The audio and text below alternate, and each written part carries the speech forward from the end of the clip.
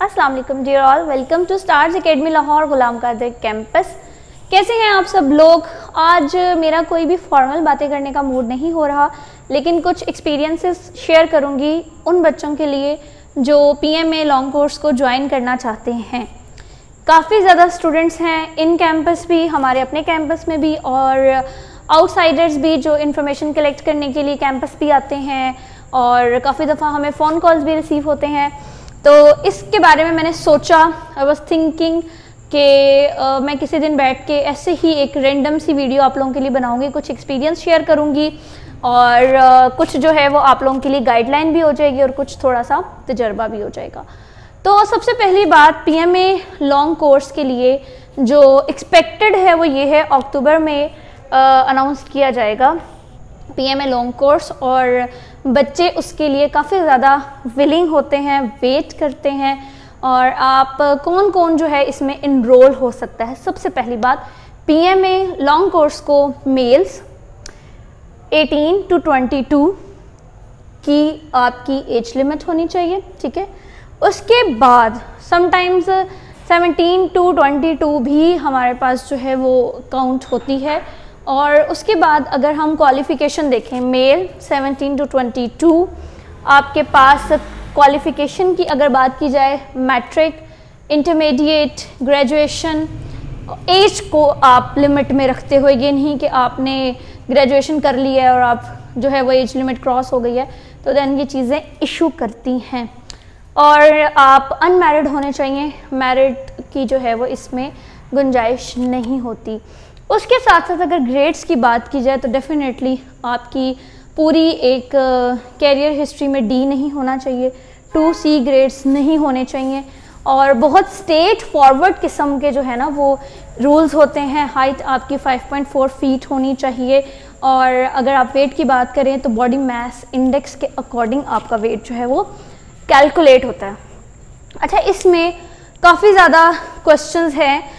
कुछ दिनों पहले एलसीसी के लिए मुझसे गर्ल्स जो हैं वो पूछ रही थी, लेडी कैडेट कमीशन में, तो बेटा उसमें भी यही होता है, अगर आपका वेट जो है वो ज़्यादा है, ठीक है। फॉर एग्जांपल आप इनिशियल्स देने के लिए गए, और जब मेरे इनिशियल्स थे तो तब वहाँ पे भी एक दो गर्ल्स के साथ इशू हुआ था कि ओवरवेट के लिए या तो आपको टाइम दिया जाता है, अगर स्लाइटली ओवर है 2 to 3 kg में आपको 7 डेज़ का टाइम दे देंगे, एंड देन आपको 7 to 10 डेज़ के बाद दोबारा जो है वो आपके जो रिक्रूटमेंट सेंटर होता है आपको वहाँ जाना पड़ेगा, ठीक है।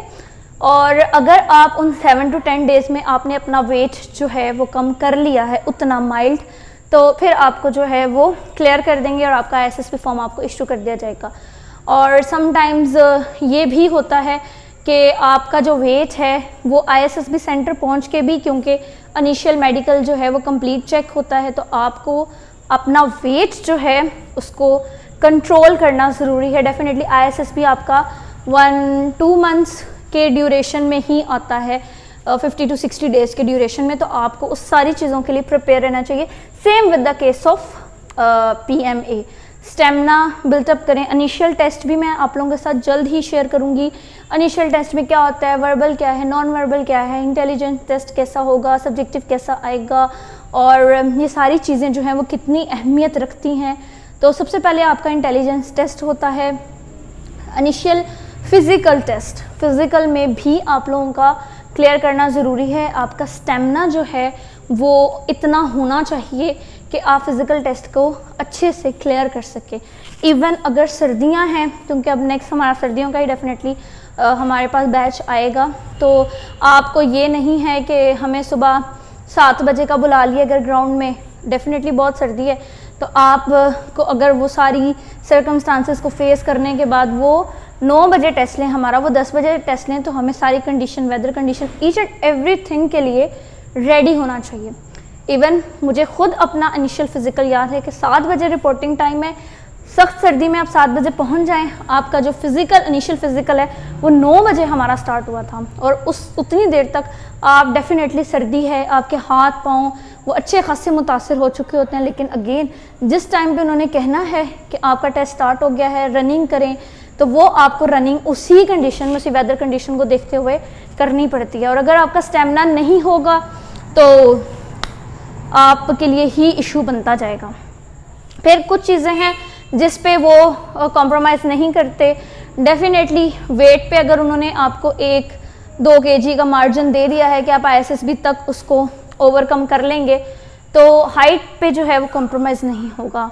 तो हाइट जो है वो एक बहुत मेन फैक्टर है, क्योंकि वो उनकी वहाँ पे ये सोच नहीं है कि अच्छा जी कर देंगे, एक साइन है कर दिया। नो, जो रूल्स हैं, जो स्ट्रेट फॉरवर्ड चीज़ें हैं वो स्ट्रेट फॉरवर्ड है।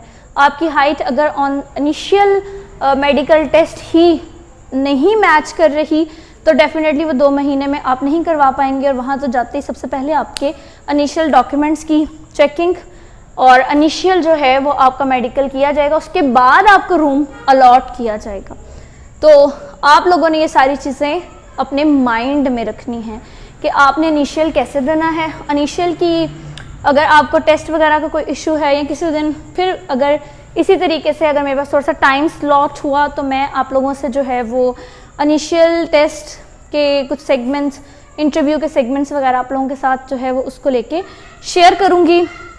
इसके बाद अगर थोड़ा सा मैं ISSB के बारे में भी डेफिनेटली इस तरह की सारी इन्फॉर्मेशन, पूरी डिटेल इन्फॉर्मेशन तो नहीं दे सकते, बट एक क्या कह सकते हैं, एक्सपीरियंस है जिसे हम शेयर कर सकते हैं। वो एक्सपीरियंस ये है कि आप ISSB सेंटर पहुंचेंगे जब, तो वो आपकी ज़िंदगी का सबसे बेस्ट डे होगा, क्योंकि वो आपकी खुशी का लेवल ही एक अलग होता है। वहाँ पे without that letter, ISSB letter, आपको कोई एंटर नहीं होने देगा। तो आपके पास वो लेटर होना चाहिए। उस लेटर के साथ ही आप ISSB देने के लिए जाएंगे।